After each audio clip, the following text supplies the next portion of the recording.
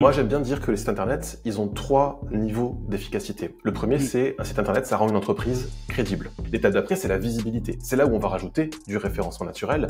Et dernier niveau, c'est la différenciation. Qui est-ce qui est choisi au bout du bout par les visiteurs? Effectivement, le site internet peut être une porte d'entrée et certains ont déjà la porte d'entrée aussi. Pour moi, les freelances, c'est des mini-entrepreneurs. Ils n'ont pas toutes les problématiques dans tous les sens et tout ça. Mais si déjà, ils partaient du principe qu'ils sont là pour servir, déjà, tu es dans cette relation de te dire, tiens, j'ai une solution, il y en a qui ont des problèmes, et si déjà on réduit tout à des problèmes et des solutions, normalement ça va. Où est-ce que je dois aller taper pour avoir 4 clients en un mois? Déjà... Avant de commencer la vidéo, un grand merci à notre partenaire qui est LWS, qui est un hébergeur et registrar 100% français, solide depuis 1999. Avec LWS, profitez d'un hébergement WordPress optimisé grâce à leur plugin intégré, LWS Optimize. Ce plugin exclusif vous permet d'optimiser les médias, d'activer le caching, de gérer un CDN et de minifier vos fichiers CSS, JS et HTML. Mais ce n'est pas tout. LWS vous permet d'avoir des sauvegardes quotidiennes pour une sécurité maximale, un support client disponible 24 heures sur 24, 7 jours sur 7, des data centers en France certifiés ISO 27001 pour garantir une protection optimale de vos données, plus de 25 ans d'expertise dans l'hébergement et nom de domaine. Et maintenant, le cadeau promis, grâce à mon code promo, bénéficiez de 15% de remis supplémentaires sur toutes les offres du site. Mais attention, cette offre est limitée dans le temps, toutes les informations sont en description. Rejoignez dès aujourd'hui LWS, l'hébergeur et registrar français de référence depuis 1999. Tous les liens et détails sont en description. Cliquez maintenant et donnez un gros coup de turbo à votre site WordPress. Un grand merci encore à LWS de sponsoriser la vidéo. Maintenant, place au podcast. Yo, salut à toi, bienvenue sur Bizcare, le podcast qui prend soin de toi avant de prendre soin de ton business. Sur ce podcast, on parle mindset, on parle entrepreneuriat, on parle SEO dans un seul but, te permettre de gagner bien ta vie en tant que consultant indépendant en SEO. Donc, on va parler d'argent, on va parler de SEO, on va parler de technique, on va parler de productivité, tout ce qu'il faut pour que tu sois libre et prospère grâce au SEO. Sans plus tarder, rendez-vous à ton épisode. Hello, salut, salam, shalom à tous. Bienvenue sur Bizcare, le podcast SEO et entrepreneuriat qui s'occupe d'abord de toi avant de s'occuper de ton business. Et aujourd'hui, on va s'occuper de ton site internet de long en large, en travers. On va s'occuper de comment tu peux vendre ton site internet en freelancing. On va parler WordPress, on va parler freelance, on va parler SEO. On va parler concrètement qu'est-ce qu'on peut faire en 2025. Le moment où l'épisode sortira, on sera peut-être presque en 2026, et sur les prochaines années, parce que, spoiler alerte, pour ceux qui restent pas jusqu'à la fin, il y a encore tellement d'opportunités sur la création de site web et sur le SEO, et aujourd'hui, je vais tout vous décortiquer avec le seul, l'unique, celui qui a créé la meilleure formation SEO WordPress de France et de francophonie, Monsieur Nicolas Richier de WP Chef. Salut Nico. Merci Bilker. Salut, et ça fait longtemps qu'on doit le faire cet épisode. Ça fait 2 ans que c'est Anne. Quand j'ai lancé Bizcare Podcast il y a 2 ans, je m'étais dit Nico, faut que tu viennes. Voilà, en fait, tu attendais. Je suis là, me voilà. En fait, tu te dis bon, lui c'est un petit rookie, avance tranquillement, voilà, fais tes trucs, fais tes preuves, puis après peut-être que je viendrai. Non, la vie a fait que voilà. Nous voilà. Non, tranquille, t'inquiète. Nicolas, je suis très content de t'accueillir. Pour la bonne raison que déjà le sujet qu'on va aborder ensemble aujourd'hui, je trouve qu'il va bien dans l'air du temps avec tout ce qui se passe avec l'IA et tout. Et surtout que mine de rien, on collabore pas mal. Tu m'envoies des personnes, je t'envoie des personnes qui sont très contentes à la fin. Donc, du coup, voilà. Donc l'idée c'est de donner beaucoup de valeur sur tout ça, sur toute la merde ambiante, tu vois, autour des sites internet, est-ce que ça existe encore, ChatGPT, il arrive, remettons à plat tout ça, et puis après, voilà, apportons un maximum de valeur. T'es chaud? Carrément. Mais oui, carrément. Mais avant de commencer, je tiens à remercier LWS qui permet de rendre cet épisode possible. Donc LWS qui est un hébergeur, un registrar 100% français qui est le seul hébergeur français qui a donc les normes de sécurité qui vont bien. Si vous voulez prendre un abonnement chez eux, et ben vous avez un petit code promo de moins 15% que je vais vous mettre dans la description et en commentaire. Donc merci à eux, ça fait longtemps qu'ils nous accompagnent et s'ils ne faisaient pas du bon job, je ne mettrai pas mon image à côté d'eux. Donc LWS, merci bien, merci de faire en sorte que cet épisode soit là. Et maintenant, place à notre ami Nicolas. La parole est à toi, Nicolas. Comment ça va? Ça va pas trop mal. Écoute, je suis en plein dans une période de prod à refaire ma formation WordPress principale et Et on sent les changements, on sent des petits trucs. Et justement, tu vois, c'est vrai que j'ai dit Nicolas, j'ai dit WP Chef, mais est-ce que tu peux nous représenter un petit peu ton parcours rapidement sur ces 10-15 dernières années? Qu'est-ce qui t'a amené à créer donc ta formation WP Chef? Qu'est-ce que tu fais avec? Qui t'a accompagné? Les résultats que t'as? Tout ça. Enfin, voilà, les chiffres. Aussi, Bien sûr. aussi le nombre de zéros sur ton compte bancaire. Voilà, on veut tout savoir. Alors, on met de côté. Mais si tu veux, moi, j'ai commencé à faire des sites internet, je crois que c'était en 2008, parce que à l'époque, j'étais sur le point d'avoir 18 ans et je cherchais à avoir de l'argent de poche, tout simplement. Et à cette époque-là, il y avait un grand débat sur les CMS. C'était .clear ou WordPress. Lequel fallait-il utiliser pour monter un blog, c'est dire. Et parce que oui, les blogs étaient à la mode à l'époque. Et il y avait Laura du web qui en parlait le matin avec William Lémergie dans l'émission matinale de France 2. Enfin, c'était un truc, les blogs à l'époque. Et j'ai voulu faire un truc comme ça. Et c'est comme ça que j'ai appris un petit peu AdSense. J'ai appris, mais aussi à cette occasion, à manipuler WordPress parce que c'est lui que j'ai choisi. Et en fait, chemin faisant, j'ai fait ce site. Un site pour moi, un site pour une asso dans laquelle j'étais. Et puis, J'arrive en fin d'études. Moi, j'ai un master en marketing et communication. J'ai fait une alternance et il a fallu la rompre parce que ça s'est vraiment mal passé. Et j'ai obtenu, en fait, de finir mon master avec un autre projet de soutenance qui était de développer ma micro-entreprise, de devenir freelance WordPress et finalement d'être jugé sur ce que j'allais faire en termes de marketing, en termes de tout ça, sur cette activité-là. Et ce qui fait qu'en réalité, j'ai pas trop eu le choix que de me lancer comme ça pour finir mes études. Et en fait, j'avais déjà des clients après, donc j'ai continué et j'ai gravi les échelons. Au début, je fais des sites pas chers, du coup, j'ai des clients pas chers avec des résultats pas chers. Puis voilà, pas chers, voilà. Donc arrivent des problèmes. Et donc je me dis, ok, comment est-ce que je peux apporter plus de valeur, mais aussi être mieux payé probablement. Donc je rajoute le référencement naturel. Chemin faisant, je me dis bon, ok, c'est très bien, mais ils sont visibles, mais ça fait rien. Ok, je rajoute du copywriting. Enfin, plein de choses qui font qu'à chaque fois, en fait, d'un problème, je rajoute des petites strates. Jusqu'à la fin, le dernier des problèmes, c'était j'en ai marre, j'ai un gros client récurrent avec qui je bossais à l'époque, pour qui je faisais plein de sites WordPress et également du référencement et ci et ça. En fait, il était tellement dépendant de moi que le week-end, il m'appelait, il y avait un truc qui pétait, il y avait ci, il y avait ça, je voulais plus de cette vie-là. Et j'avais fait le tour, en fait, au bout de 3 ans, donc j'avais 25 ans, ouais, j'avais fait le tour de l'activité de freelance. Et je me suis dit, en fait, je veux lancer une formation à WordPress. Et à cette occasion-là, je me suis associé avec Alex Bortolotti de Double Pyramide, que tu as déjà accueilli ici. Big up Alex. Il y avait aussi Maxime Bernard Jacquet et on s'est associés en 2016, on a monté WP Chef avec la volonté de faire la formation WordPress, enfin la meilleure du marché. Et à l'époque, faire des formations en ligne, c'était pas non plus si courant que ça. C'était en train de se développer, mais c'était l'époque pré-Covid quand même. Et puis du coup, depuis 2016, je fais que ça, formation à WordPress pour aider les futurs freelances à obtenir les compétences qu'il faut, puis aussi formation freelance pour avoir les compétences business pour aller se vendre et trouver des clients. Et tout ça en étant organisme de formation avec le côté assez réglementaire de Calliope, organisme de certification aussi, parce que du coup, nos formations mènent à un diplôme qu'on a travaillé, qu'on a déposé à France Compétences, et tout ce truc-là pour finalement essayer d'apporter et de la valeur et être dans le système pour aider les gens parfois à se reconvertir en utilisant du CPF ou tout simplement les aider à financer la formation. Et du coup, j'ai vu le monde évoluer, j'ai vu le web évoluer depuis tout ce temps-là. Et c'est d'autant plus intéressant aujourd'hui de se dire, ok, il y a l'IA qui arrive, qu'est-ce que ça change dans nos métiers? Concrètement, qu'est-ce que ça va donner plus tard? Hyper intéressant dans ton parcours. Je vais juste revenir sur un point dans ton parcours que je pense qu'on devrait peut-être développer. C'est le moment où tu disais, ok, je sors, je sais faire des sites web, mais après, en fonction des demandes, j'ai fait du SEO, puis du copywriting, puis etc., etc. À t'entendre, en fait, j'ai l'impression que très vite, tu es vraiment devenu un entrepreneur du web. Donc, à savoir, en fait, que tu as commencé par une compétence, tu bosses avec des clients, puis après, ce faisant, le client, quand il règle un problème, il a d'autres problèmes qui arrivent, et toi, tu essaies de régler ces problèmes encore et encore.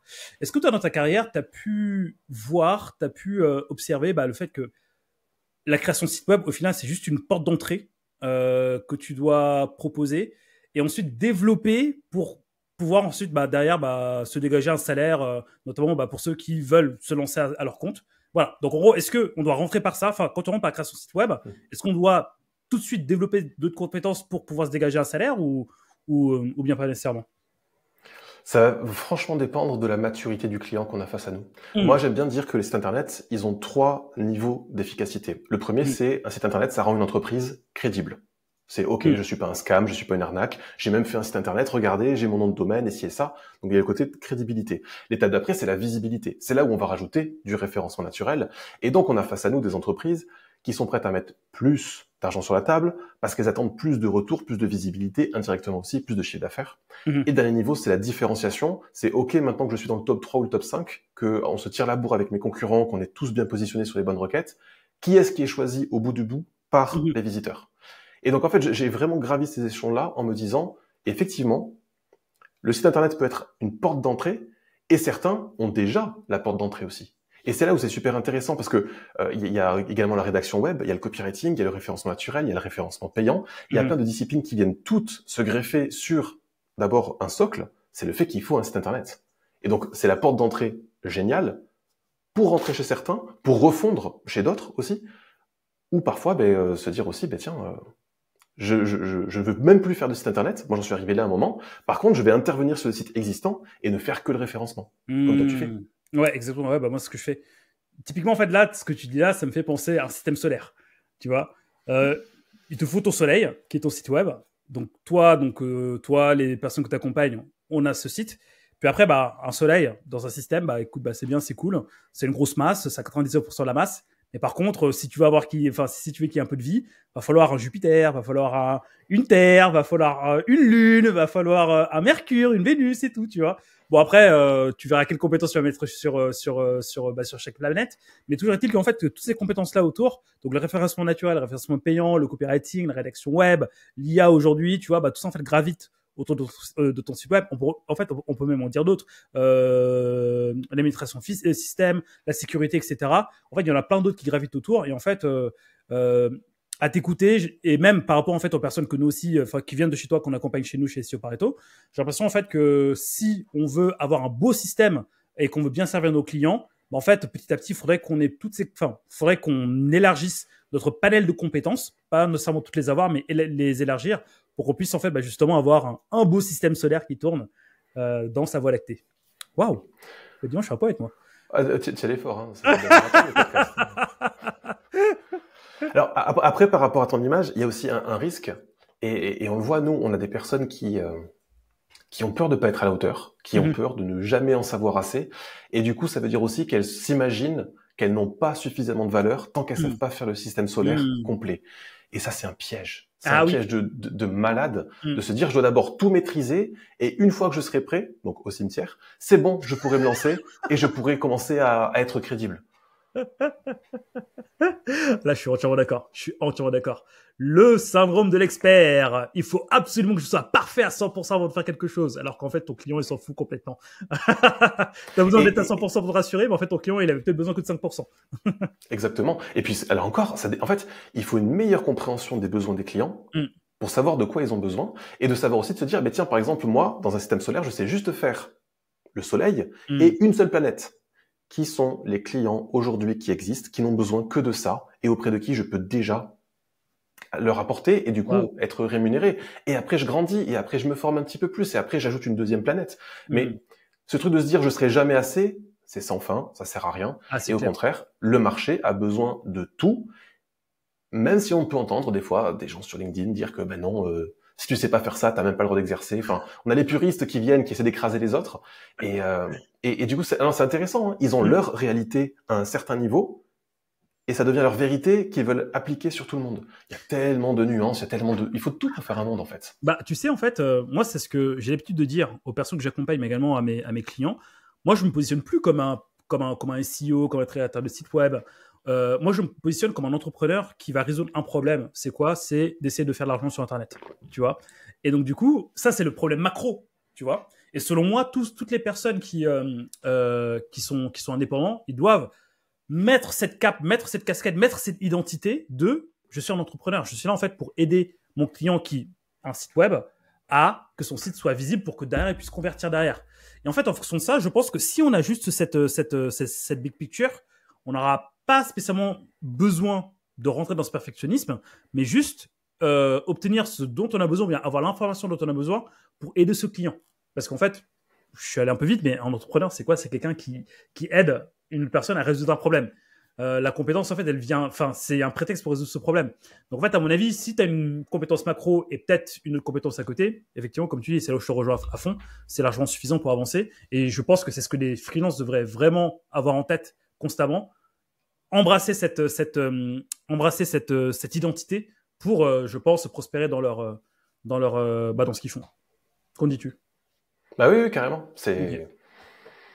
Mais après, j'irais même pas, tu vois, jusqu'à dire qu'il faut un mindset d'entrepreneur, parce que ils vont pas se reconnaître là-dedans. Tu vois, les aspirants freelance, pour moi, les freelances, c'est des mini-entrepreneurs. Ils ont pas toutes les problématiques dans tous les sens et tout ça. Mais si déjà, ils partaient du principe qu'ils sont là pour servir, je dois servir des clients, déjà, tu es dans cette relation de te dire, tiens, j'ai une solution, il y en a qui ont des problèmes, et si déjà on réduit tout à des problèmes et des solutions, normalement ça va.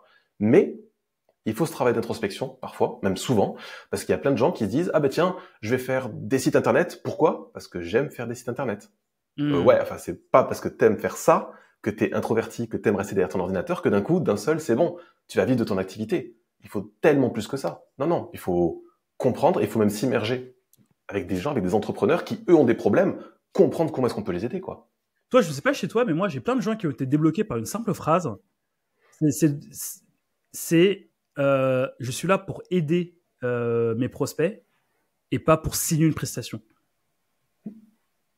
Moi, en fait, j'ai eu plein de personnes, en fait, quand on leur dit ça, ils switchent. Ils disent, ah, et là, tout est beaucoup plus fluide pour eux.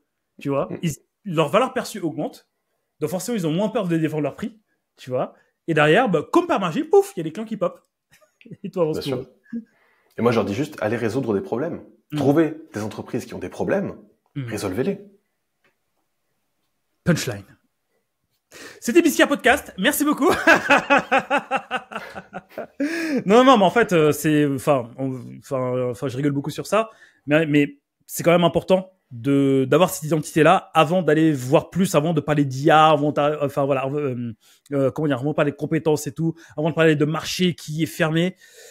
Pour moi, le marché sera jamais fermé. En fait, c'est ce qu'on va voir juste après par rapport à ce qu'on va se dire. Mais les problèmes évoluent. Et quand on se positionne comme étant un problem solver surtout, croyez-moi que vous serez toujours un marché qui sera là prêt à vous accueillir. Justement, parlons d'IA. L'IA. J'ai entendu, alors, pas plus tard qu'il y a 2 jours, tu vois, histoire vraie. J'étais en train de voir mes stats YouTube. Et là, en fait, il y a une personne sous la vidéo que j'ai faite avec Olivier Andrieux. Donc, la vidéo, elle est sortie il y a à peu près 1 an. Ouais, ça fait 15 mois à peu près. 14 mois, 15 mois. La vidéo, c'était les meilleures utilisations qui existent depuis 30 ans. Donc, Olivier, en fait, il faisait un petit récap de tout ce qu'il avait fait depuis le temps. Et là, t'as un gars qui a commenté, qui dit, de toute façon, avec l'IA, les sites internet sont morts et enterrés. Ce n'est plus l'avenir. Moi, je fais, oh, j'ai un client. Et là, je me suis dit, oh, merci, parce que je vais poser cette question à Nicolas dans 2 jours. Du coup, justement, Nico, toi, comment tu... t'as dit tout à l'heure dans ta présentation que t'as vu le monde changer avec avant Covid, pendant le Covid, après Covid, l'IA et tout, tu vois. Aujourd'hui, comment tu vois la place des sites web avec tout ce qui se passe en ce moment, tous les us et coutumes qui changent, voilà. Quelle est ta vision en fait du marché réel, ta vision de terrain de ce qui se passe aujourd'hui avec l'IA? Alors déjà pour moi l'IA, on est tellement au début de l'adoption, on est tellement aux prémices, c'est-à-dire que des personnes qui utilisent et qui posent des questions à ChatGPT tous les jours, il y en a de plus en plus, mais il n'empêche que c'est rien du tout. C'est rien du tout par rapport à ce qui va nous arriver, nous tomber dessus dans 1 an, dans 2 ans, dans 3 ans. Le monde va connaître un chamboulement juste énorme. Et donc aujourd'hui, ce que l'on peut voir et ce que l'on peut se dire, c'est que déjà, si nous, on est à la pointe de l'IA, on est le top 1%, le top 10%, et donc, cette adoption... Top 0,2, je pense. Voilà. Ce qui fait que, en gros, même si on passe en mode je résous des problèmes, résoudre le problème de l'IA va concerner une proportion grandissante de la population et des entreprises, mais pas tout au même rythme. Il y a plein de gens... Ouais. Et justement, en fait, avant que tu ailles plus loin, désolé, vraiment, garde ton idée en tête. En vrai que tu ailles plus loin, en fait, là, je sors d'un live avec deux autres experts SEO, et il y en a un qui a sorti une stat au moment où on tourne, donc en juillet 2025, qui dit que le search, donc là, les gens qui recherchent des trucs sur Internet, c'est 90% Google aujourd'hui, 10% l'IA. Voilà, donc Bien sûr. ChatGPT, Gemini, Claude, tout ce que vous voulez. Voilà. Donc aujourd'hui, j'ai l'impression qu'on flippe, mais c'est le shiny object. Je te laisse continuer, Nico.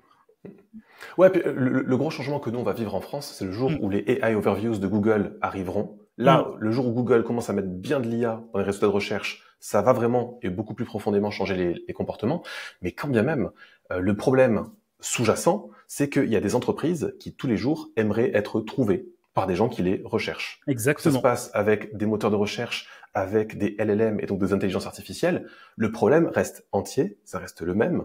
Et pour ça, il faut des supports de communication qui vont donner des informations à des LLM ou à des moteurs, dans tous les cas à des robots et à des bots qui vont crawler le web. Quoi de mieux qu'un site internet en fait? Le site internet, demain, il est toujours aussi pertinent parce que c'est la source d'information. Et donc voilà, malgré les changements, ben en fait, les fondations sont toujours là. C'est tout. J'aime bien ces punchlines. J'aime bien ces punchlines. Donc, du coup, c'est le moment de déclencher la pépite. Donc, 3, 2, attention vos oreilles. Wow, wow, wow, wow, wow. Nicolas, tu peux redire ta punchline là? Les problèmes seront toujours là. Il y aura toujours des entreprises qui, tous les jours, vont vouloir être plus visibles et plus choisies que leurs concurrentes. Et en fait, ça, peu importe le support. Et en fait, tu vois, justement, par rapport à ça, pour rebondir sur l'IA et tout, en tant qu'expert SEO, et après avoir un petit peu dégrossi ce que fait l'IA, la source qu'ils vont prendre pour affirmer des informations, ça vient d'où? Des sites internet. Google, voilà. Du coup, ça vient de Google et des sites internet derrière. Donc en fait, en soi, demain, il y a l'IA Overview qui arrive. Pour moi, en fait, franchement, tu sais quoi, Nico? Moi, l'IA Overview, mais je l'attends, mais de pied ferme, je l'attends limite comme le Messi qui va qui va redistribuer les cartes parce qu'en fait, là, tout le monde sera perdu. Moi, je vais me dire, l'entrepreneur que je suis sera là pour résoudre le problème. Tu veux être visible? Ok, on va faire les choses autrement pour que ce soit visible. Donc, en fait, dans d'autres choses. Effectivement, en fait, là où je te rejoins à 100%, c'est qu'aujourd'hui, et c'est ça que je voulais que tu dises dans la punchline, mais c'est pas grave, je vais la dire à ta place.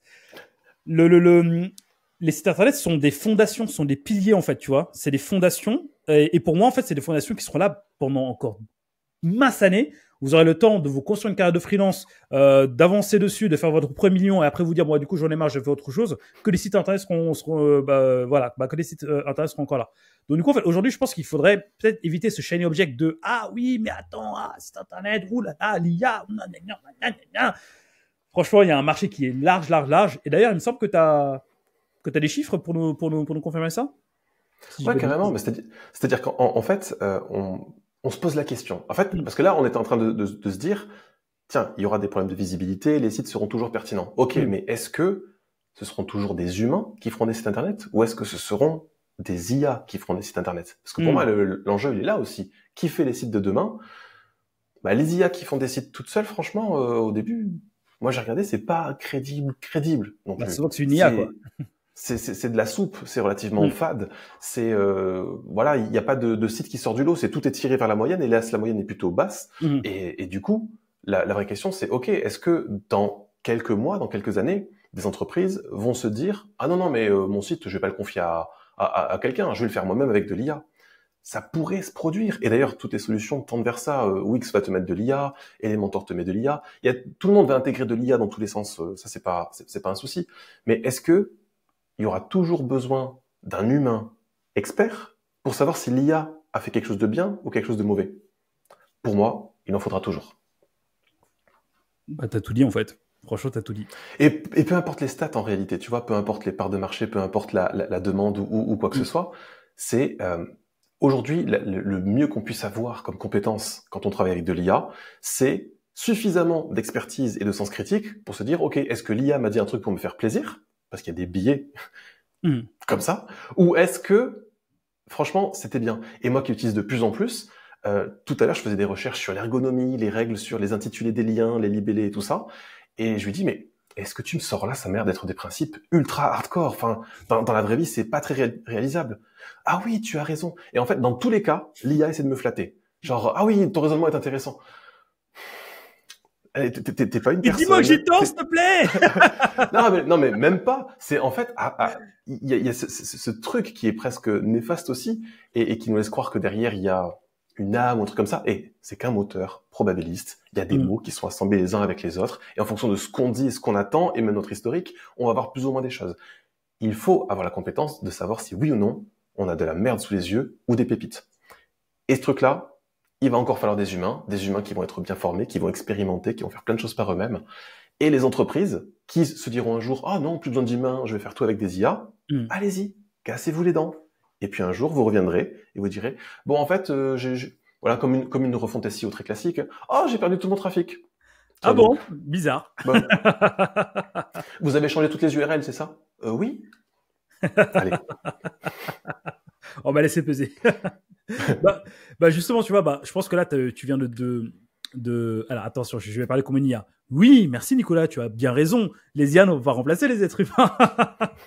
Non, mais blague à part. Non, moi, je pense comme toi. Il y en a beaucoup qui flippent, il y en a beaucoup qui ont peur. Et en fait, j'ai l'impression que cette peur-là, limite, en fait, c'est instrumentalisé pour... je veux pas être complotiste ou quoi, mais derrière, en fait, il y a ce truc qui me dit que plus les gens ont peur, plus ils vont devenir, entre guillemets, teubés à suivre une masse qu'ils ne veulent peut-être pas suivre, tu vois. Bon, ouais, je sais que je suis hardcore dans mes propos, tu vois. Non, je sais, tu vois, voilà, pour le coup, j'en fais un peu exprès. Mais par contre, je pense qu'effectivement, avoir ce sens critique en se disant, bon, c'est une évolution comme une autre qui arrive. De toute façon, toi, ça fait 15 ans, 16 ans, si je dis pas de bêtises, tu vas du 2008, donc 2008-2025, ça fait beaucoup d'années que tu fais du WordPress. Tu t'es adapté de dingue depuis ces années. Moi-même, depuis que je fais du SEO, je suis adapté de fou. Pour moi, c'est juste une adaptation de plus. Mais par contre, le socle de base qu'on doit maîtriser, il est toujours là. Encore une fois, revenons sur les bases à chaque fois. Une fois que tu l'as, le reste du temps, tu t'adaptes. Et en fait, en fonction de cette adaptation, tu prends ce qui arrive, tu t'adaptes et tu pourras toujours proposer de la visibilité à tes clients, etc., etc. Et donc, il y a des choses qui deviennent trop faciles. Moi, il y a des choses où, en fait, des fois, parce que je suis dans une posture de pédagogue et de formateur, et un truc tout bête en termes de rédaction web, on dit évitez au maximum la voix passive, faites plutôt des phrases à la voix active. Alors, ok, très bien, mais tu fais comment pour évaluer tes propres pages? Parce que tu vas écrire des choses peut-être de façon intuitive et tout ça. Mais en fait, maintenant, c'est devenu d'une simplicité enfantine, c'est juste trop bien. C'est en gros, tu copie-colles ton texte et tu dis à ChatGPT, vas-y, dis-moi, est-ce que j'ai bien ou est-ce que j'ai suffisamment écrit à la voix active? J'ai fait ça pas plus tard qu'hier et du coup, il me disait, on est à 70% de voix active et il y a ces phrases-là qui pourraient être améliorées et tout. Vas-y, ok, améliore-les moi pour voir. Et là, on juge. Ah ouais, allez, c'est bon, je vais essayer de faire un truc comme ça. Il y a un truc qui est trop bien, je trouve, c'est que des complexes des problèmes, des concepts qui étaient peut-être un petit peu durs à choper, un petit peu durs à utiliser, un petit peu dur à appréhender et à utiliser ce site internet pour qu'il soit vraiment professionnel, ça devient beaucoup plus facile aujourd'hui. Je trouve qu'en fait, le niveau va monter. Des humains augmentés à l'IA, qui savent ce qu'ils font, qui savent pourquoi ils font, vont pouvoir faire du bien meilleur travail plus rapidement et avec derrière une qualité bien plus forte et en beaucoup moins de temps. Alors ça, la rentabilité des freelances peut vraiment exploser, je pense, dans un avenir assez proche, avec du coup le fait qu'on va facturer les prix du marché, mais cette fois-ci, on va pouvoir travailler tellement plus efficacement que ça me semble être une opportunité de dingue. Même moi, j'ai fait un site internet là pour un cousin de ma mère, je me suis surpris. Faire un site aussi bien en 2 heures de temps, j'avais jamais fait auparavant. Et là, avec le fait d'assembler des solutions existantes et d'utiliser l'IA ici et ça, il y a des choses qui deviennent possibles, mais ça devient grisant. Pour quelqu'un qui travaille dans le secteur depuis un petit moment, là je me dis, ah ouais, c'est un truc vraiment sympa qui est en train de s'ouvrir devant nous là. Mais tu sais, pas plus tard qu'hier, j'ai fait un audit et fait mes premières optimisations SEO grâce à l'IA. Quand je dis grâce à l'IA, c'est que j'ai créé un robot que j'ai contextualisé en fonction de toute ma connaissance que j'ai, en fonction de tout ce que j'ai, en fonction de tout ce que j'ai pu faire depuis des années. Et en fait, ça confirme ce qu'on se disait depuis le début. J'ai la base, t'as la base. Et quand t'as cette base-là, quand elle est solide, c'est là où tu peux rendre une IA intelligente par rapport à ton travail. Et c'est là où, effectivement, tu peux créer des offres pour aller plus vite, pour facturer au même prix. Donc potentiellement prendre plus de clients, mais à bosser moins. Donc à toi de voir ce que tu veux faire. J'ai fait plein d'épisodes de podcast là-dessus d'ailleurs. N'hésite pas à aller voir en commentaire, en description, pardon. Et c'est là où effectivement tu peux, comme tu dis, devenir un humain augmenté et prospérer donc avec ton activité grâce à tout ça. Donc l'IA, c'est cool. L'IA ne va pas remplacer les sites web. L'IA est là pour t'aider. L'IA est là pour t'augmenter. Mais par contre, si tu n'as pas la base en termes de création de site web et en termes de SEO, si tu es mauvais, l'IA va te rendre mauvais. Et ceux qui sont pas bons vont rester pas bons. Et c'est là où il y a un gap. Et le fossé qu'il y a, c'est savoir qu'est-ce qui fait qu'un site internet est bon. Savoir qu'est-ce qui fait qu'un référencement est bon ou comment est-ce qu'on fait un bon truc. Parce que dès qu'on sait faire du bon, on peut poser des bonnes questions aux IA qui peuvent nous aider dans cette direction-là. Mais il faut aller à ce seuil-là de savoir ce qu'on fait. Le comment on le fait va devenir peut-être parfois un petit peu moins intéressant. Qu'est-ce qu'on fait et pourquoi on le fait, ça par contre, oui, carrément. Ouais, bah ça c'est immuable, ça va pas bouger. Bon, bah je pense qu'on a bien balayé ça. Maintenant, l'autre point que je voulais voir avec toi, Nico, pendant cet épisode, c'est création de site web, SEO. Bon, bah ça, on en a pas mal parlé, mais on est là pour parler surtout des freelances.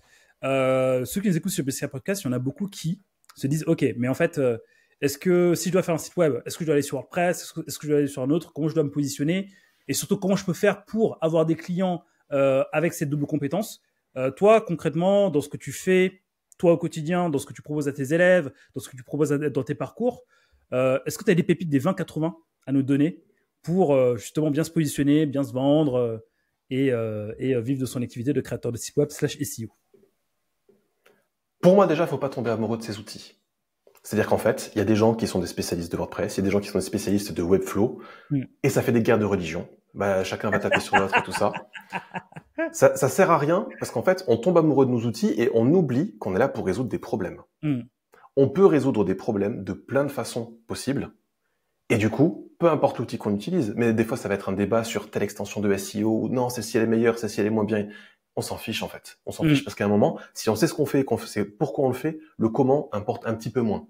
Il y a bien évidemment des considérations et tout ça, mais aujourd'hui, je dirais que le plus important, c'est de revenir au clair, c'est ok, je suis prêt à aider des entreprises à être plus crédibles, plus visibles, ou à choper plus de parts de marché, et je dois me préoccuper de comment est-ce que je peux le faire, avec quels outils je le fais, et de là, en fait, très franchement, le mieux que l'on puisse faire aujourd'hui, quand on n'a pas de réseau, quand on a tout juste les compétences, quand on n'a pas de portfolio ou très étoffé ou quoi que ce soit, pour moi, c'est d'aller tout simplement prospecter, de chercher des entreprises qui ont des problèmes, de pouvoir les auditer en direct, de les contacter et de voir ce qui se passe après. Bah tu vois en fait là... Non, vas-y, je te laisse terminer. Et ce truc-là qui est une évidence, où en gros je dis, il y a plein d'entreprises qui aujourd'hui ont des problèmes de crédibilité, de visibilité, de différenciation. Mais de dingue. Il suffit de les trouver et de les contacter, et c'est bon, on trouve des missions. Ça a beau être simple dit comme ça, c'est le truc le plus dur à faire pour des nouveaux arrivants. C'est aussi simple que ça. Bah justement, tu vois, là on a deux approches qui sont complètement différentes parce que au final, toi et moi, on fait la même chose, on apprend aux personnes à devenir des freelances, donc soit en créant son site web ou bien soit en SEO. Mais dans apprendre à devenir freelance, c'est apprendre à communiquer, apprendre à prendre la parole, savoir vulgariser ce que tu dis pour que les gens te fassent confiance, pour que tes prospects te fassent confiance, pour qu'ils puissent bosser avec toi. Moi, je suis adepte de l'inbound marketing. Tu vois, donc à savoir sur les gens qui viennent vers moi. Parce que j'aime pas aller voir les gens. Toi, tu es adepte de l'outbound marketing. Donc du coup, toi, tu vas prospecter, tu vas, t'as toute une... Et adepte, c'est un bien grand mot. Yo, juste 10 secondes chrono pour te demander de mettre 5 étoiles sur Apple Podcast et de t'abonner à la chaîne YouTube. C'est hyper important pour transmettre le message de la liberté et de la prospérité grâce à Biscard Podcast. Voilà, maintenant, continue ton épisode. J'ai lancé mon activité en inbound. Aujourd'hui, WP Chef, c'est de l'inbound. Par contre, pour moi, ce qui marchait avant ou ce qui marche avec un petit peu trop d'efforts ou un petit peu trop de temps, je préfère le mettre de côté et essayer au contraire d'aller choper le plus rapidement possible des résultats, des retours, ou bien tout simplement se confronter au marché. Il y a trop de gens qui font de la procrastination positive, qui vont passer un temps fou à essayer de peaufiner leur stratégie inbound pour prendre la parole sur les réseaux sociaux. Ils savent pas de quoi parler, ils ont à peine les compétences ou les connaissances de faire leur site. Ils vont passer 3 semaines sur leur propre site alors qu'il faudrait passer même pas un jour dessus. Enfin, pour moi, c'est ouvrir la boîte de Pandore à des perfectionnistes et je préfère leur dire, vous savez quoi, non, on n'a pas le droit de toucher à la boîte. Par contre, il va falloir aller dans le dur. Et c'est pour ça que je préfère une approche outbound pour des gens qui démarrent. Et c'est peut-être plus violent, franchement, pour eux, pour la sortie de zone de confort. Mais ça veut dire qu'ils n'ont pas d'autre choix que de travailler leur œil, de se poser la question de, tiens, telle entreprise, elle a des problèmes ou elle en a pas? Déjà, Ça les fait gagner en maturité de dingue. Et ensuite, d'aller les contacter et d'aller, avec beaucoup de discipline, relancer, jusqu'à avoir le décideur et avoir des conversations. Pour soit se faire tout simplement et conduire en mode, écoutez, on n'a pas besoin de vous en ce moment. Se faire jeter, ça arrive très très peu souvent. Soit, mais vous savez quoi, on pourrait pas avoir une vraie discussion à ce sujet? Et ça les oblige à aller faire des rendez-vous de prospection, des rendez-vous découvertes. Et en fait, être dans l'action et surtout immergé dans le marché, dans ce que le marché pense des problèmes. Et est-ce qu'ils sont prioritaires? Totalement, pourquoi est-ce qu'on irait les résoudre? Non, c'est inutile. Ces trucs-là, pour moi, permettent de gagner en maturité pour devenir plus rapidement un entrepreneur, parce que je connais ma cible, je sais très bien ce qu'ils veulent rester planqués devant leur ordinateur sans jamais décrocher le téléphone. C'est pas ce que je leur souhaite, parce que c'est insuffisant pour vite développer son activité. Non, mais en fait, c'est hyper smart ce que je viens de dire, et c'est hyper pertinent dans le sens où, effectivement, en fait, quand tu te lances, t'as besoin de, comme ce que dirait notre cher Gérald, t'as besoin de faire un go-to-market, tu vois. Donc, en fait, tu as besoin de te confronter. En fait, c'est en te confrontant que tu vas te rendre compte des vrais problèmes et de la vraie solution que tu peux apporter. Pour le coup, je peux donner un exemple et je pense que tu vas peut-être confirmer toi aussi par rapport à WP Chef. Quand j'ai lancé ici au Pareto, tu vois, en fait, tu vois, en plus, toi, on se connaît à l'époque où j'étais en train de le lancer, où j'étais en train de dire, oh, je sais pas trop et tout, tu vois. À l'époque, j'avais une vision qui était entièrement différente de celle à laquelle je me positionne aujourd'hui. Parce que c'est en confrontant encore et encore, tu vois, en reprenant en fait des feedbacks que j'ai pu trouver ma posture et comment dire, et ensuite trouver le problème dur entre guillemets que je règle avec mon truc que personne ne fait d'autre. Et combien même si je suis copié, personne ne va le faire aussi bien que moi. Et je pense que toi aussi, enfin, ce que tu as pu voir, ce que tu as pu vivre avec ta formation WordPress, donc à se confronter encore et encore.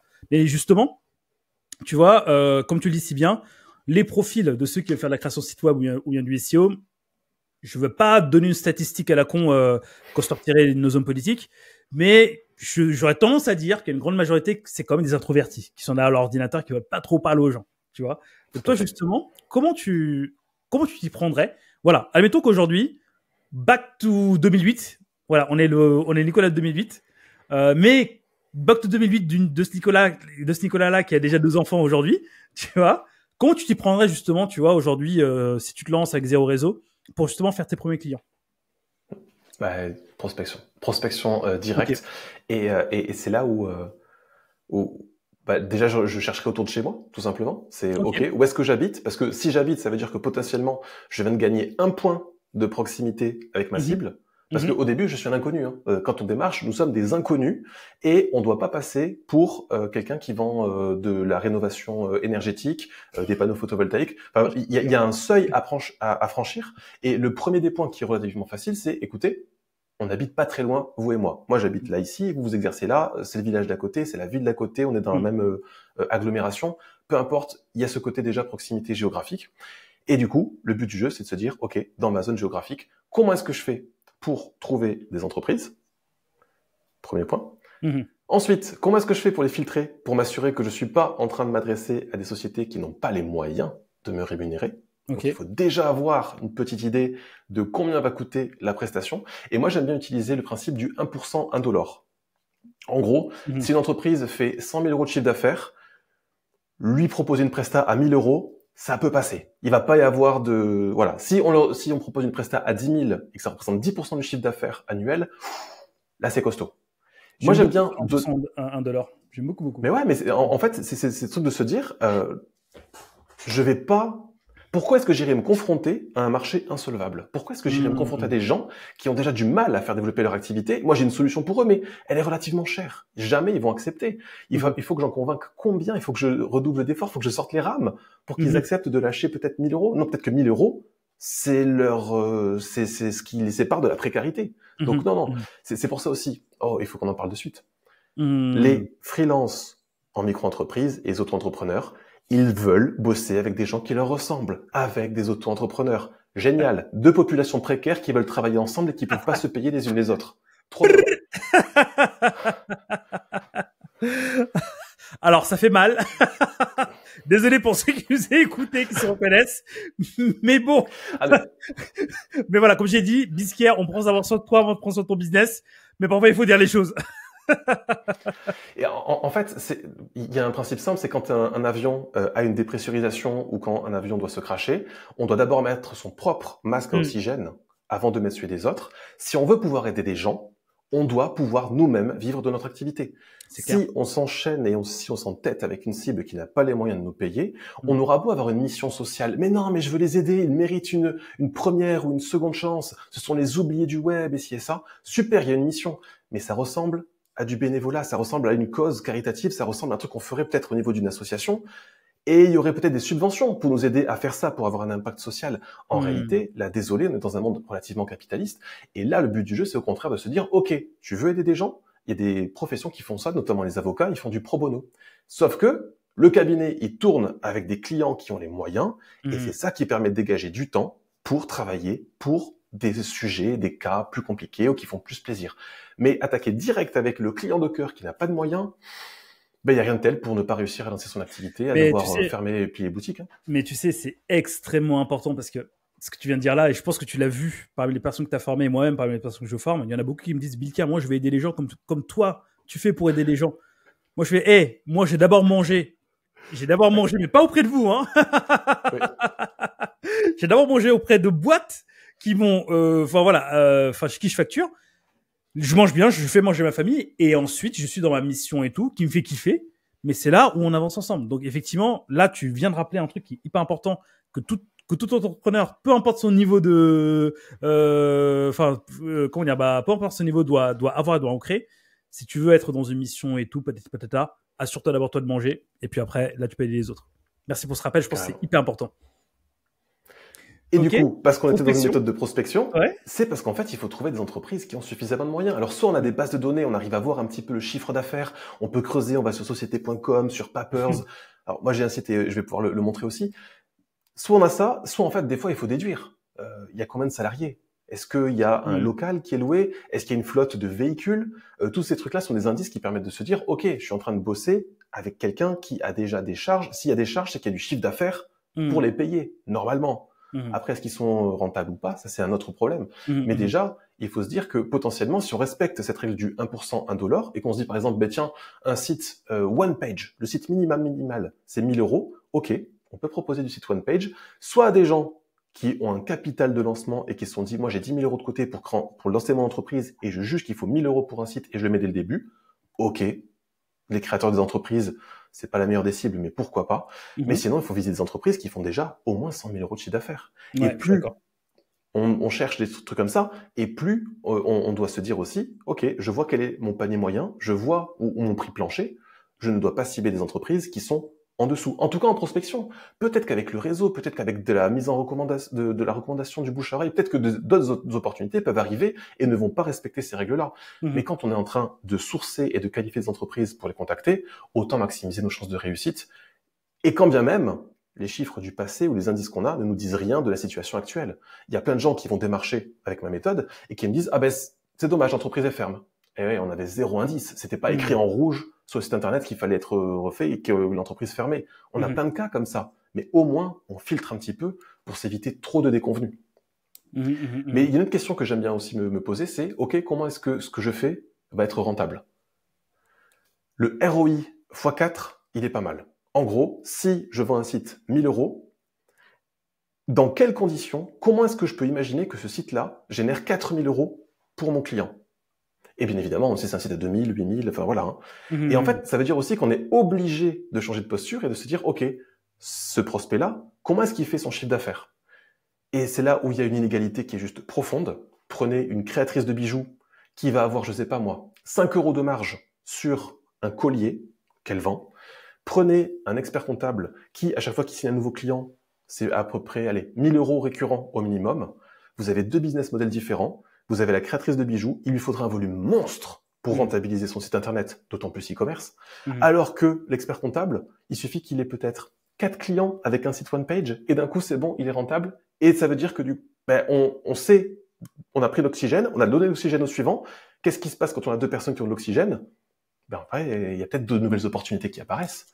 Et on peut trouver des clients pour la vie comme ça. Waouh! Je suis bouche bée, sans voix. Vraiment, c'est... En fait, il faut tout décompter. pour moi, il faut tout déconstruire et revenir aux fondamentaux et réfléchir à comment est-ce que je crée de la valeur, auprès de qui, et qui peut m'aider à créer de la valeur. Enfin, et si on réduit tout ça à ça, d'un coup, on est censé faire les choses différemment. En fait, tu as fait du Fordisme. En fait, tu as fait du Fordisme sur la prospection. En fait, tu as pris le véhicule, tu l'as désossé et tu as assemblé. En fait, tu as identifié donc chaque pièce, tu vois, et te dire comment je peux faire pour avoir chaque pièce pour avancer. Moi, je trouve ça hyper pertinent. Je vais pas faire l'affront en fait de tout redire parce que tu vas l'expliquer mieux que moi comment ce que je vais résumer. Mais concrètement, tu vois, allez, je veux me lancer. Je veux, d'ici à la fin du mois, avoir mes 4 premiers clients en prospection. Concrètement, voilà, je pars de zéro, j'ai zéro réseau. Là, tu as dit comment tu ferais, mais concrètement, en fait, où est-ce que je dois aller taper pour avoir mes premières bases, pour aller taper dans ça, tu vois, et petit à petit, donc, appliquer ce Fordisme, comme je dis, donc, à notre cas de figure. Objectif, je rappelle, 4 clients en un mois. Ouais. Déjà, et je vais te partager mon écran après, pour moi, il faut être OK aussi avec un jeu mathématique, qui est que, par exemple, il faut contacter 10 entreprises chez lesquelles on a trouvé des problèmes, on les a observés, on les a qualifiés et on les a contactés à ce sujet. Il faut en contacter 10 et aller jusqu'au bout des relances, parce que pour moi, il faut pas envoyer un email, ça compte pas. Envoyer un deuxième email, ça compte pas. Un troisième, ça compte pas non plus. On est juste en train de planter des graines là. On peut faire une petite relance sur les réseaux sociaux, si jamais la personne consulte plus les réseaux sociaux que les emails, mais toutes ces méthodes-là, elles conviennent encore aux introvertis, parce que ça permet de rester derrière son écran. Ouais. Sauf que le prospect introverti, il est super content, il se dit, OK, on m'envoie des emails, c'est connu, les emails, on a le droit de pas y répondre. OK, je réponds pas. Donc là, c'est des introvertis qui parlent ensemble. Par contre, après, pour moi, il y a la relance téléphonique. Et c'est là où la magie opère, et ça, ce sont mes apprenants qui l'éprouvent tous les jours, et qui disent, en fait, j'ai téléphoné un tel, j'ai réussi à choper le dirigeant, et il m'a dit, ah ben oui, j'ai lu vos emails, j'avais juste pas le temps. C'est super intéressant ce que vous m'avez dit. Bien sûr, c'est super intéressant. Une fois qu'en fait, on a trouvé des entreprises qui ont des problèmes, qu'on a réussi à les approcher, qu'on les a pas vexés parce qu'il faut marcher sur des œufs, faut pas dire, votre site, il est pourri, il faut le refaire. Non, faut y mettre l'effort, mais tout ça. Mais quand on leur dit, je crois voir que vous avez tel problème, et si on faisait ça, on pourrait arriver à tel résultat, est-ce que ça vous intéresse? Et qu'on arrive à avoir plusieurs angles, et qu'on arrive ensuite à les avoir au téléphone, ou même en présentiel, on peut débarquer, mais pour moi, il y a un travail de préparation, où on plante des graines, quand même, de façon asynchrone. Alors, à ce moment-là, des conversations géniales arrivent, et le pire, le mieux, c'est qu'on se confronte pour de vrai au marché, et pour de vrai à nos croyances. Je te donne l'exemple, on a Rachel, qui, elle, partait du principe que les sites internet devaient tous être nickel côté accessibilité, nickel côté éco-conception. Un petit peu puriste, Rachel. Un petit peu trop. Il n'empêche que quand on démarche des entreprises qui n'en ont juste rien à faire de l'accessibilité, de l'éco-conception, qui sont en réalité en train de survivre ou de chercher à payer les salariés à la fin du mois, d'un coup, ça remet les choses en perspective. Et là, il a fallu qu'elles se disent d'elles-mêmes, ah mais en fait, c'est pas du tout un bon angle d'attaque. Non, en fonction de la tête des entreprises, ça compte pas du tout. J'ai envie de te dire même, l'éco-conception, l'accessibilité, c'est des entreprises qui ont une démarche de RSE ou qui vont devoir qui entrent dans des seuils parce que maintenant, ça devient obligatoire l'accessibilité au-dessus de certains niveaux et tout ça, pour certains secteurs. Mais ça veut dire que le ciblage doit être encore plus précis pour viser des entreprises encore plus grosses parce que vraiment concernées. Mais en dessous, ils s'en fichent. C'est comme le RGPD. Le RGPD, c'est bien quand on a une posture défensive, en fait. D'abord, il y a plein d'entreprises qui sont en posture offensive. Elles veulent quoi? Être crédibles, être visibles, se différencier et remporter des contrats et commencer à se staffer, à avoir des salariés, à pouvoir juste honorer et résoudre leurs problèmes. Et une fois qu'elles sont en posture offensive et qu'elles atteignent un plafond qu'il faut juste protéger, hop, position défensive, on commence peut-être, parce qu'on a le temps, parce qu'on a de l'oxygène, à travailler le RGPD, l'accessibilité, l'éco-conception, on fait des choses bien, on essaie de veiller à tout ça. Mais au début, il y en a plein qui sont en train de vivoter et qui sont dans une posture offensive. On doit les accompagner dans cette posture offensive-là. Et c'est aussi là où, en fait, le dirigeant, on leur dit, votre site, il vous permet pas d'avoir suffisamment de visibilité, donc pas assez de chiffres. Je peux vous aider à en avoir plus. Et c'est une conversation super intéressante. Là, WordPress, on s'en fout. Quelle extension j'utilisais, tout ça. Non, on est là pour résoudre un problème profond qu'on identifie. Et du coup, là, ça devient vraiment intéressant. On se confronte au marché, on a de vraies discussions business avec de vrais entrepreneurs et entrepreneuses. Qu'est-ce qu'on fait? On apprend. Et c'est là, parce qu'on capte des signaux, qu'on peut commencer à ajuster notre discours, à comprendre ce que le marché veut vraiment et qu'on mûrit. Et ça, d'un coup... Vas-y. Ah. Oui, t'arrives jamais à m'arrêter. Et d'un coup... non, t'es chaud, donc du coup, je te laisse continuer. Et d'un coup, parce qu'on est immergé dans le marché, parce qu'on capte des signaux, d'un coup, on a des choses intéressantes à dire sur les réseaux sociaux. Pour moi, tout ce qu'on va raconter avant, quand on n'est pas immergé, quand on n'est pas dedans, c'est nul, c'est insipide, ça sert à rien. Le top 3 des extensions de référencement, si vous faites pas ci, votre site il est pas bien. Et je les vois passer, les freelances qui publient des choses comme ça, hein, c'est nul. C'est nul. C'est que les freelances immergés qui sont en fait au contact avec des entrepreneurs tous les jours, c'est que eux qui ont des choses intéressantes à dire. Et du coup, c'est pour ça que pour moi, il faut même pas prendre la parole au début. On prend la parole quand on a des choses intéressantes à dire. Et pour ça, il faut être dans le dur, il faut y être en fait. Il faut vraiment travailler ou être en contact avec des prospects qui me disent « Bah non, j'ai pas besoin de vous parce que moi je vais faire ci ou moi je vais faire ça ». Là, on apprend des choses super intéressantes. T'as fini là ou pas? Tu peux. Avant que je fasse un bien. Non, mais c'est archi intéressant et archi cool de dégrossir tout ça. Moi-même, j'ai appris des choses, tu vois. Mais on va continuer en fait dans le concret. Parce que je reprends la base. Je veux avoir mes 4 clients à la fin du mois, tu vois, à 1000 euros. Voilà, à 1000 euros. Tout à fait. Et j'étais parti sur les chiffres. Vas-y. Si t'en veux 4, tu dois en contacter 40. Ok, donc 10%. Voilà, je vise 10%. 10% avec une méthode où on fait un bon sourçage, une bonne qualification et on fait une approche bien soignée, bien ciblée et ultra personnalisée. Pourquoi? Parce qu'en fait, on reçoit tous les jours des emails de démarchage et de prospection qui sont nuls. J'ai quelqu'un qui ose me relancer et qui continue que je suis dans sa séquence de prospection, qui me dit, en tant qu'université, vous avez sûrement des problèmes avec vos étudiants qui sont pas qui ont du mobilier dans les amphithéâtres qui est trop nul. Pardon? Moi, une université, il a chié ton ciblage. Genre, tu fais perdre du temps à ton entreprise à cibler des petits organismes de formation et à croire que ce sont des universités. Genre, fais un petit peu mieux que ça. En fait, je trouve que la prospection, elle est bien aussi parce que c'est notre capacité à s'intéresser vraiment à de vrais gens qui sont derrière leur ordinateur et qui sont à la tête de leur entreprise. Et tout ce qui est pseudo-personnalisé ou pas assez personnalisé, et je pense que l'IA va pouvoir jouer un truc de dingue quand ce sera bien utilisé et tout ça, mais tout ce qui est pas assez personnalisé, ça part à la poubelle, ça part en spam, ça sert à rien. Donc il faut se différencier et trouver comment contacter 40 entreprises, donc 10 par semaine. Et c'est tout à fait faisable. Et je sais que tu veux qu'une chose, c'est que je partage mon écran. Bah justement, avant de partager ton écran, mais quelles sont les sources? Quelles sont les sources en fait de contact des boîtes? Est-ce que c'est LinkedIn? Est-ce que c'est les pages jaunes? Est-ce que c'est Google? Déjà, comment allez, admettons que tu as bien ciblé et tout. Où est-ce que tu vas taper en fait pour les sourcer? Du coup, pour les sourcer, je dis bien pour les sourcer, moi je vais sur sociétéinfo.com. Ok. Et on va faire le jeu ensemble si tu veux. Ah bah voilà, écoute, jouons. Jouons. Oui. J'attendais que d'appuyer. Ok. Alors c'est pas la page d'accueil de sociétéinfo.com, hein, c'est un /app/recherche annuaire France. C'est une porte d'entrée un petit peu sympa.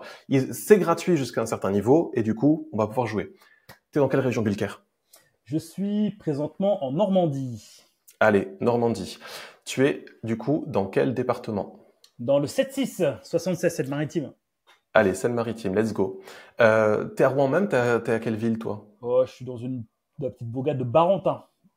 Barentin. En dessous de Montéville. Allez, Barentin. 505 entreprises référencées à Barentin. Ok, ça va. Ici, on peut voir qu'il y en a 203, c'est des agences immobilières. En réalité, il y a des holdings, il y a des SCI, des choses comme ça. Ces entreprises-là, on s'en fiche. C'est pas celles qui vont être intéressantes ou quoi que ce soit. Donc, on peut se dire déjà 505 moins 203. On a potentiellement, 300 vraies entreprises adressables. Ok. Plutôt pas mal. Moi, je vais cliquer sur voir les 505 sociétés. Et ici, en fait, je vais essayer de filtrer un petit peu plus. Parce que déjà, moi j'arrive, j'ai les URTP là, CA de l'année, 12 millions, 1 million de résultats, 41 effectifs. Moi qui suis un freelance qui démarre, je vais pas me frotter à si gros. Je me dis, hop, c'est un petit peu, voilà. Et donc, en fait, c'est là où il va falloir filtré. En chiffre d'affaires, tu vois, je vais descendre le maximum, je vais le mettre à, allez, 500K, ou allez, 540. Le minimum, je vais l'augmenter, je vais le passer à 100. C'est pas mal. Voilà. Il me reste du coup 86 sociétés. Et là, en fait, ce que je vais faire, c'est que je vais les rechercher. En fait, là, j'ai mon sourçage qui est fait. Je vais regarder à chaque fois ce que sont ces entreprises. Là, je sais pas, mais je vois effectif 2022, 3 salariés. Ok, CA 2024, 170. Pourquoi pas? Je sais pas ce que c'est. Alors, exploitons plusieurs instituts de beauté esthétique. Ok, il peut y avoir quelque chose. Là, ici, restauration rapide. Ah, un site un petit peu de restaurant, 170 000, voilà. Ce que je vais faire, c'est que je vais prendre toutes ces entreprises-là et je vais pas aller plus loin dans l'interface. C'est juste, j'ai ma base. Du coup, hein. Voilà. Mais oui, mais bien sûr. Et je vais t'en trouver plein des trucs autour de chez toi. Mais en fait, ce que je vais faire, c'est que je vais toutes les chercher. Je vais ouvrir les sites de chacune de ces entreprises, si ça existe, parce qu'on va retrouver plein de prospects qui n'ont pas de site internet. Pour moi, ceux-là, s'ils sont en activité depuis un moment, ça veut dire que tous les ans, ils ont la preuve qu'ils peuvent continuer leur activité sans site internet. Je vais pas m'occuper d'eux. Je vais essayer d'aller plutôt voir, parce que je peux pas auditer leur présence en ligne. Ils ont pas de site, je peux pas leur dire. Enfin, je peux leur dire ce que vous loupez, vous passez à côté de ça parce que vous avez pas de site et tout ça. Je pense que voilà, hein, il faut. Si tu vas avoir un client, il faut en contacter 20 cette fois-ci. Pour moi, il y a 2 fois moins d'efficacité. Alors que démarcher des entreprises qui ont déjà des sites internet, ça veut dire qu'elles ont déjà sauté le pas, elles sont déjà compatibles avec le fait d'avoir un site internet, et en plus de ça, c'est trop bien que ce soit pour toi en référencement ou pour moi côté site internet, on audite, on a sous les yeux leur truc, et on n'a plus qu'à auditer et à voir si c'est bon ou si c'est mauvais. Et de là, on se fait un avis. Et moi du coup, j'ai 5 cas après, parce que j'ai 5 trames de démarchage différentes. T'as le site qui est ni crédible, ni visible, ni l'un ni l'autre. T'as le site qui est crédible, mais pas visible. T'as le site qui est visible, mais pas crédible. T'as le site qui n'est plus mis à jour, parce que tu peux, avec Wapalizer, regarder les versions dans le code source, quelles sont les versions et tout ça. Et le 5e cas, c'est il n'y a pas de site du tout. Mais cela, voilà. Donc j'ai 4 vraies trames de démarchage après, qui me permettent d'adresser l'un ou l'autre, avec des discours copyrightés et des textes à trous. Et on fait ça, et on suit, et on va jusqu'à la relance téléphonique. Et ça va être ça le plus important après, pour entamer une réelle discussion, et voir si les problèmes qu'on a cru voir en auditant sont vraiment des problèmes intéressants pour le dirigeant. Certains diront oui, certains diront non. C'est le jeu, c'est normal. On fait du marketing push. Là, c'est vraiment, c'est de l'outbound. On dit, hey, je crois que vous avez tel problème, j'ai telle solution. Vous en voulez ou pas? Certains vont dire non, c'est normal. On devrait même plus chercher des refus que des acceptations. Statistiquement, on aura plus de refus. Donc, autant aller collectionner les refus. Hein. Un bon freelance, il a 9 refus par jour. Mais il a pas le droit au silence. Par contre, moi, c'est la mission que je leur donne. C'est vous n'avez pas le droit dans votre petit CRM, parce que je leur fais faire un mini CRM sur Excel. Vous n'avez pas le droit de dire ce lead-là, 0 potentiel parce que j'ai pas réussi à le contacter. Remuez ciel et terre. Vous allez le contacter. Vous débarquez en présentiel s'il le faut après 3 relances téléphoniques infructueuses. Faites ce qu'il faut. Le silence, ça veut juste dire que vous devez encore prospecter. Et je serai vous, pour pas avoir une liste trop longue d'entreprises à relancer, à un moment, je prends ma voiture, je vais les voir et j'essaie d'avoir une discussion avec quelqu'un. Mais justement, tu vois, en fait, c'est mathématique ce que tu dis, et moi, je pense que ça fonctionne de fou, parce que c'est que des probas, c'est que des maths, donc c'est obligé de fonctionner. Mais en fait, il y a un point que je vois dans ta solution, c'est le point humain. Parce que je peux te dire que le free qui n'a pas de contrat, qui se dit comment je vais finir mon mois, qui galère à joindre les deux bouts, qui n'a pas confiance en lui et qui aussi doit se confronter à toutes les personnes qui disent « Ouais, mais regarde, je t'avais dit de pas te lancer, c'est n'importe quoi et tout, tu vois. » Crois-moi que lui, s'il se prend des noms tous les jours, à bout d'un moment, il va se pendre. Tu vois. Donc en fait, en fait, justement, comment tu gères l'aspect humain par rapport à ça? Voilà, comment tu apprends à se détacher, voilà, vraiment carrément de ces résultats? En fait, au début, faut même pas attendre que ce soit des résultats. Il faut juste essayer de se dire, est-ce que j'ai ce qu'il faut pour aller au bout du process? Parce que moi, j'ai ça, en fait. Et alors, ce qu'on fait là, ça, c'est en formation freelance. Il y a un mentor. Donc, il y a quelqu'un qui te drive, qui te fait des retours, qui vérifie ton sourçage, ta qualification, qui te valide tes messages et tout ça au début, hein, histoire de voir que tu as bien acquis la méthode pour que tu prennes confiance en toi. Et il y a juste un truc que nous, on peut pas faire, c'est le passage à l'action. Et on a plein de personnes qui, à la fin de la formation, nous disent j'ai pas réussi, je suis pas allé jusqu'à l'appel téléphonique, j'y arrive pas, j'ai l'impression d'être trop insistant. Et ok, t'as le droit. Juste après, ils sont dans la communauté, et ceux qui vont à l'appel téléphonique leur disent encore aujourd'hui, j'ai été bien reçu par un entrepreneur qui lui m'a dit merci pour votre approche. Franchement, j'ai vraiment envie qu'on fasse un truc. Ou c'était pas le bon moment, mais par contre, recontactez-moi dans quelques mois. Et en réalité, la vraie chose, au-delà de la précarité économique ou un truc comme ça, pour moi, au début, le plus important, c'est de se prouver à soi-même qu'on sait suivre le process, qu'on l'applique jusqu'au bout, et c'est trust the process. C'est en gros, il y en a plein qui vont dire non mais moi je le ferai pas comme si, moi je le ferai pas comme ça. Si ça tenait qu'à moi, je le ferais plutôt comme si, ou ce serait plus comme ça. Mais bon, là tu restes dans ta tête en fait. Voilà. Et si on faisait taire cette petite voix intérieure, et si on débranchait un tout petit peu le cerveau pour faire un test d'une semaine ou de 2 semaines, où on fait les choses en suivant la méthode, pour juste voir si tiens c'est bizarre, j'ai des gens qui me répondent au téléphone, j'ai des gens qui m'accueillent bien, mince alors. Mais ça veut dire que je peux y arriver par moi-même après. Mais non, mais il y a ce truc, parce que la prospection, en plus, c'est vrai, j'en ai pas parlé, mais c'est la bête noire de tellement de personnes, la prospection. Parce qu'en fait, mais ouais, mais carrément. Mais c'est parce qu'en fait, on est habitué à être démarché comme des animaux qui partent à l'abattoir, en réalité. On est des numéros, c'est du grand n'importe quoi. Le démarchage noble, la prospection bien ciblée et tout ça, c'est une discipline qui est juste profondément humaine, et c'est tout l'opposé de ce que les gens appellent prospection. Donc en fait, il existe plein de réalités de prospection, et à nous de choisir dans quelle partie du spectre on veut se situer. Moi, j'ai une approche ultra ciblée, ultra personnalisée, parce que c'est comme ça qu'on est bien accueilli, et c'est comme ça qu'on va choper des opportunités qui ne sont pas encore sur le marché. Des gens qui disent « Je suis prêt, je veux refondre mon site ». Un poil trop tard. Avec la prospection, on les chope en amont. Et il y a même des gens qui sont dégoûtés, je finis avec cette anecdote-là, qui nous disent « Oh là là, je viens de les contacter, ils sont en train de finir leur refonte avec quelqu'un d'autre ». Eh oui, il fallait être là quelques semaines ou quelques mois plus tôt. Mais ça veut dire que l'opportunité était bien là. J'ai commencé, j'ai appuyé sur la prospection il y a quelques mois parce que, bon, pour diverses raisons, il fallait que des clients entrent. Et du coup, en fait, moi, je vais même nuancer un petit peu plus ce que tu dis parce que avant d'aller voir les boîtes, je pense que dans notre cercle, dans notre entourage, on connaît des gens qui sont soit patrons, soit entrepreneurs. Déjà, eux, on peut aller les voir. Il y a déjà un lien de connexion comme ça qui se fait. Et déjà, en fait, pour les introvertis, moi, ce que j'ajouterais à ce que tu dis, pour les introvertis, je pense que ça peut être un bon début, tu vois, pour essayer en fait, voilà, pour moi, ça peut être un petit échauffement, tu vois. Et par rapport à ça, pour montrer à quel point, tu vois, t'es pas d'accord, ça, c'est cool, tu vas donner ton avis après. Mais pour te montrer, en fait, à quel point ça peut être efficace, on parlait, tout à l'heure du marché et tout, on se disait qu'aujourd'hui, il y a encore masse d'opportunités autour de la création de site web, du SEO et tout.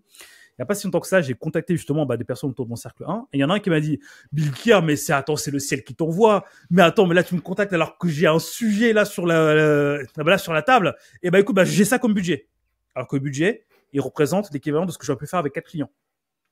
Du coup, moi, je fais « Ouais, écoute, que veux-tu? Ouais, c'est comme ça, écoute. » Tu vois? Donc en fait, mais c'est là en fait où je te rejoins, où la majeure partie du marché, en fait, il est underground. À partir du moment où il est, où il sort, c'est là en fait où t'as tout le monde dessus. Et généralement, en fait, les freelances introvertis, ils ont tendance justement à aller sur ce qui est visible. Mais en fait, la majorité du marché il est underground. Et effectivement, c'est en faisant cet effort d'aller voir et encore, qu'on peut justement faire des choses sympas. Qu'est-ce que tu voulais dire du coup ? Pour te rejoindre, parce que du coup, nous, dans la formation freelance, on a une méthode en 3 parties. La première, c'est travailler sa visibilité en ligne. Avoir une fiche établissement Google, profil Malte, profil LinkedIn, site internet, pour travailler, non pas l'acquisition, parce que ça prendrait trop de temps, et par chance, pourquoi pas, mais juste travailler la crédibilité. Parce que le jour où on démarche, quelqu'un va nous rechercher. Donc, il vaut mieux que d'ici là, on apparaisse dans le top 3 sur notre nom, notre prénom, notre marque commerciale. La deuxième étape, c'est l'activation du réseau. Et là, pour moi, c'est qui tout double. En fait, c'est ce que j'ai vu après avoir accompagné des dizaines de personnes. C'est que soit il y a des opportunités qui se déclenchent, mais par contre, c'est l'effet boule de neige est là. Et donc, c'est des gens qui ne peuvent même pas prospecter avec nous parce qu'en réalité, ils ont trop de travail et ils doivent arrêter la formation. Ça marche trop bien. Mais c'est une minorité. Et les autres, de pas encore avoir l'œil suffisamment fort sur les problèmes, les solutions et avoir suffisamment audité de sites, ils activent leur réseau sans être suffisamment convaincants, sans suffisamment décrire les problèmes qu'ils résolvent, parce qu'ils en ont pas vu assez, ils en ont pas eu assez sous les yeux, et du coup, spoiler alerte, quand je changerai et quand je modifierai la formation, je pense que je vais intervertir les deux, parce que pour moi, la prospection, sans le côté est-ce que j'ai des opportunités ou pas, mais juste pour le Émotionnel et côté tout, ouais. maturité, ça change tout. Et si T'as après, raison. Mhm. tu as de vrais clients, tu as ton portfolio qui commence à se remplir, et tu as un œil qui commence à être de plus en plus précis pour voir quels sont les sites qui méritent vraiment d'être refaits ou pas, alors là, d'un coup, l'activation du réseau, elle marche trop bien.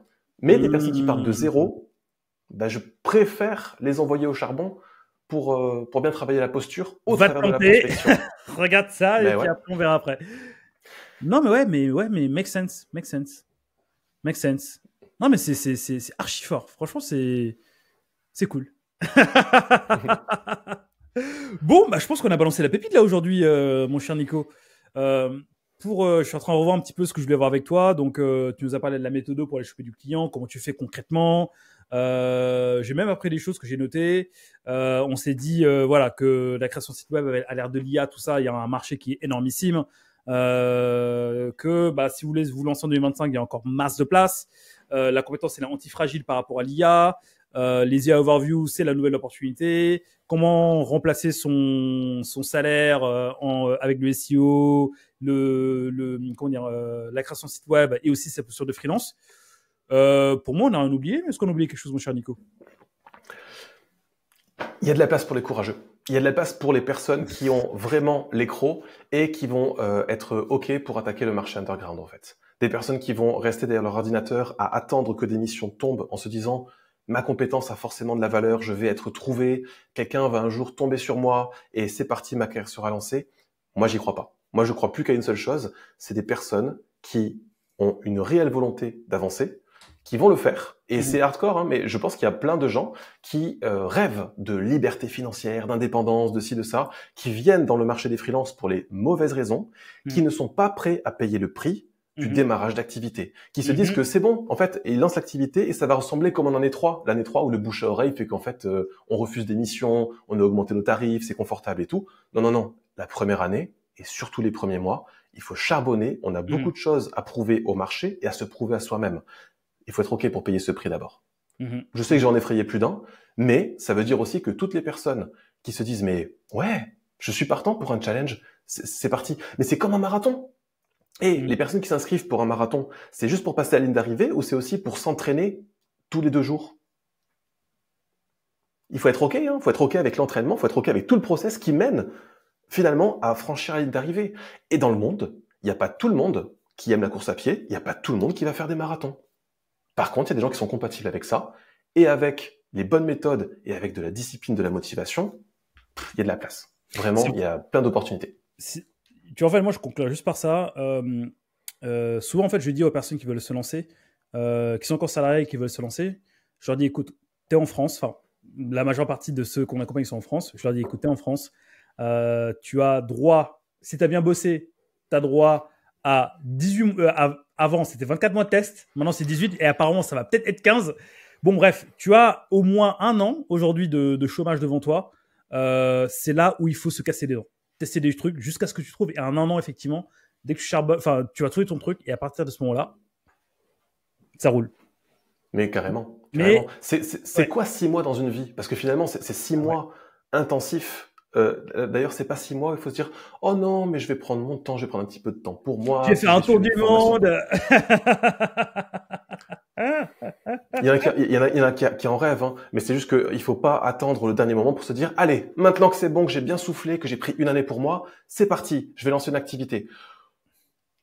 Trop tard. On peut pas faire de la magie, nous. Hein. Au dernier moment, quand il reste plus que X mois d'allocation chômage et qu'après, non, c'est trop tard. Il faut aussi avoir suffisamment de sécurité financière. Il faut que les besoins de Maslow soient suffisamment remplis pour prendre des risques, parce qu'on parle de ça. Hein. On parle de changer totalement son quotidien, sa méthode de pensée, d'adopter une posture d'entrepreneur alors qu'on l'a probablement jamais été jusqu'à présent. Et il y a plein de gens qui resteront sous le carreau et qui en ressortiront grandis. Parce qu'il y a ça aussi. Franchement, c'est soit on gagne, soit on apprend. Il y a des gens qui vont être transformés, qui repartiront avec la certitude que c'est peut-être pas fait pour eux, ou qui retourneront peut-être au travers de nouvelles opportunités dans le monde du travail, mais avec un apprentissage et une posture tellement différente de ceux qu'ils avaient avant, que rien que pour ça, la transformation est sympa. Pas évidente, un petit peu douloureuse, mais sympa. Je pense que sur ces beaux mots, on peut s'arrêter là tranquillement. Merci Nico, franchement, honnêtement. Merci à toi. Tu vois, pour reprendre la loi de Pareto, on a parlé 20% de WordPress, 80% d'entrepreneuriat. Non, moi je trouve ça cool. Tu voulais qu'on parle de part de marché, pas la peine. Ouais. Pas la peine, bon, les gars, il y a du taf. C'est accessoire. Par contre, voilà, les gars, il y a du taf, mais par contre, pour le choper, bah, c'est là où aujourd'hui, on vous a donné de la valeur. Nico, franchement, merci. Honnêtement, c'est archi cool. Je ne sais pas comment classer cet épisode. Je ne sais pas si je vais le classer en mode entrepreneuriat ou bien en mode SEO ou bien en mode création de site WordPress. Je ne sais pas si je vais te mettre dans la même playlist que Daniel Rock et Alex ou bien celle avec Alec Henry. Je sais pas encore. D'accord. Tu vois, ouais. Donc ouais, non, franchement, c'est archi cool. Moi, ce que je retiens en fait dans tout ce que tu dis, c'est que il faut déjà il faut savoir ce qu'on veut, prêt à payer le prix de ça, bosser sur son identité aussi. Mais par contre, tu vois, dans tout ça, pour moi, c'est peut-être ma croyance, hein, et pour l'avoir vécu, je pense que seul, c'est pas impossible, mais ça va être dur.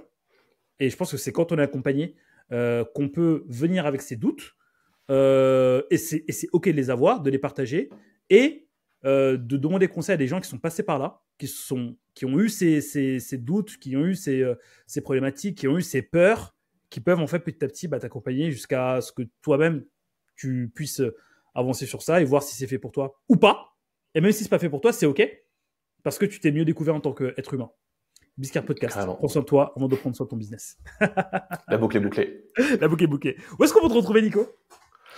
Oh bah, moi je suis pas ultra actif aussi, j'ai une ghostwriter, voilà, mais allez, sur LinkedIn, Nicolas Richer, sur Instagram un petit peu aussi, mais après pour en savoir plus, ça va être wpchef.fr, c'est sur le site que du coup on présente ce qu'on fait, nos offres de formation, ce sur quoi on bosse, okay. Et quand tu veux pour d'autres discussions passionnantes comme celle-là. Bah écoute, de toute façon je mettrai tout ce que tu dis en description, donc le lien de ton site, tout ça. Et puis bah si les gens veulent en savoir plus sur un point, l'entrepreneuriat, WordPress, le mindset et tout. En fait, Nico et moi, ça fait 2 ans qu'on se connaît, mais on est à la fois différents et on se ressemble beaucoup. Dans l'approche même du business, on est très différents. Donc du coup, on se donne masse de conseils ensemble parce qu'on voit les choses autrement. Mais par contre, dans la vision de comment aider les gens, on est hyper complémentaires et on regarde en fait dans la même direction. Donc bref, du coup c'est cool. Merci Nico. Je vais mettre tes liens en description. Le petit mot de la fin. Tu parlais d'identité. Je voulais rebondir sur l'identité. Ah ouais. Parce que en fait, on fait ce que l'on pense. Mm-hmm.